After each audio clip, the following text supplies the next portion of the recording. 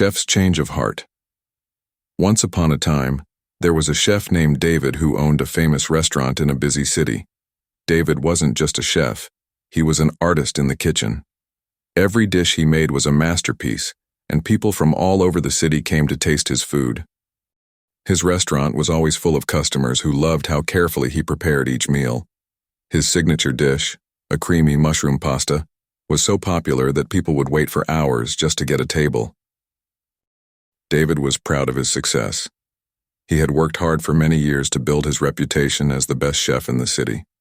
He loved seeing people enjoy his food, and he loved the praise that came with it. Everything was going well, and David was content. One day, as he looked out of his restaurant window, he noticed a small cart being set up across the street. It was a street food vendor selling sandwiches and soups. The man running the cart, named Tony, was new in the area. At first, David didn't think much about it. He believed that no one would choose a street cart over his luxurious restaurant. But soon, to David's surprise, the street vendor's cart became very popular. People who used to come to David's restaurant started going to Tony's cart instead.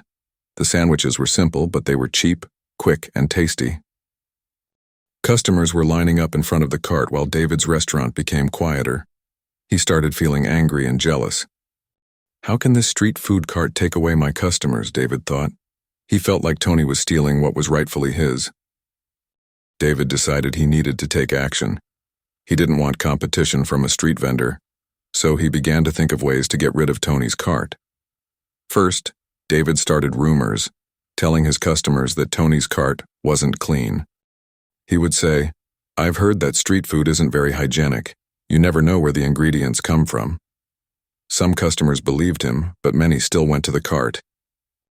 Next, David called the police, telling them Tony might not be paying taxes. He hoped this would get Tony into trouble. The police came to check, but Tony had all his papers in order. He wasn't breaking any laws.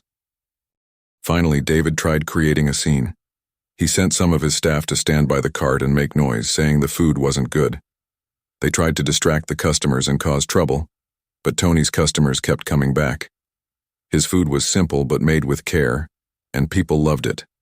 One evening, after another failed attempt to drive Tony away, David stayed late at his restaurant, feeling frustrated. As he was about to leave, he saw Tony and his family packing up the cart. Tony's wife and children were there, helping him clean and close for the day.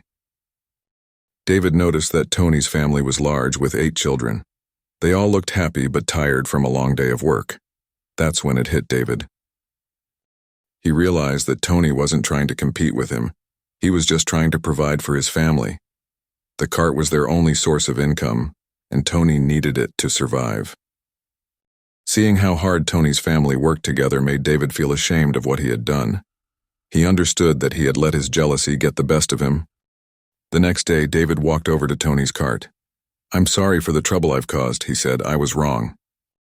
Tony smiled and shook David's hand. "No hard feelings," he said. "We're all just trying to make a living." From that day on, David stopped trying to fight Tony. Instead, they became friends. David even sent some of his customers to Tony's cart when they wanted something quick to eat. David learned that there was room for both of them, and he never let jealousy control him again.